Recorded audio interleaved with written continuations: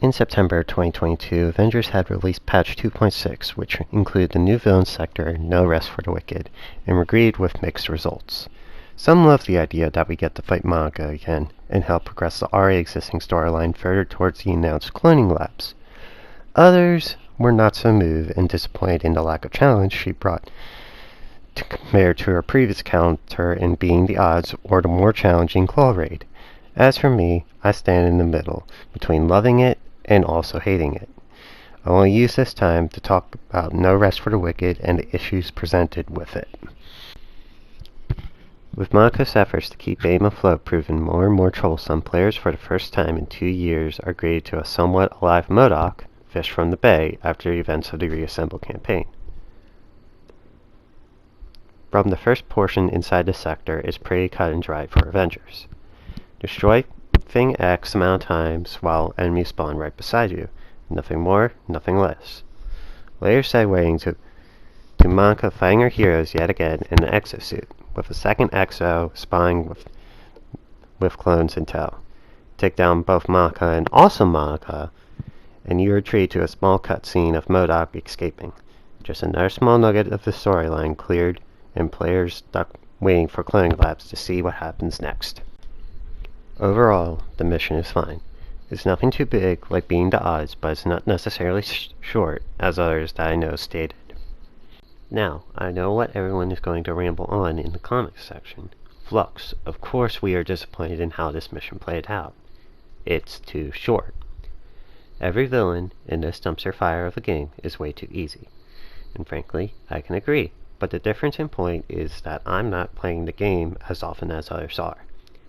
If you look at anyone's roster, there would be power level 175 and champion level 375 across the board, making videos of them melting bosses within seconds and teach and distract to others. Me, I fit in the casual crowd. I boot up the game maybe once or twice a week, play 2 to 3 hours, and move on to the next game. The game itself is grinding hell, and for anybody that maxed out their roster, I respect you for it. Villain sectors are meant to be short.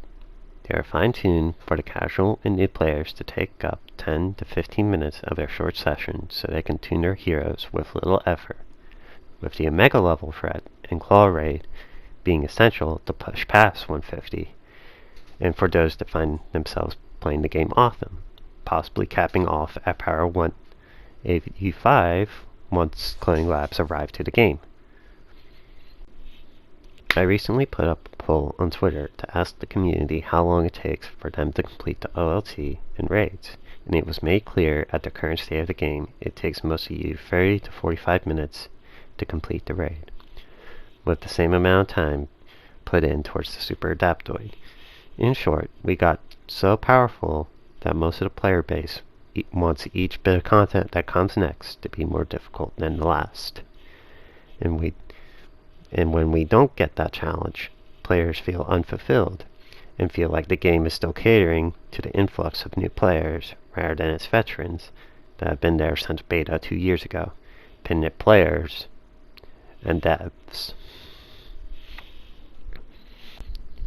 So, what does this mean for the future of the game? Honestly, no one really knows for sure what will happen after cloning labs in the Winter Soldier. At the time of recording, we are yet to hear from Embracer and Marvel if the game is able to continue once the deal with Square is at its end. Some want to see the game continue after cloning labs. Others accept the possibility that the game is going to be shut down, with the expectation of a better game to come out of it. Wherever the verdict goes for the deal, the devs truly need to ramp up the game on all cylinders, or it will be too late for Avengers.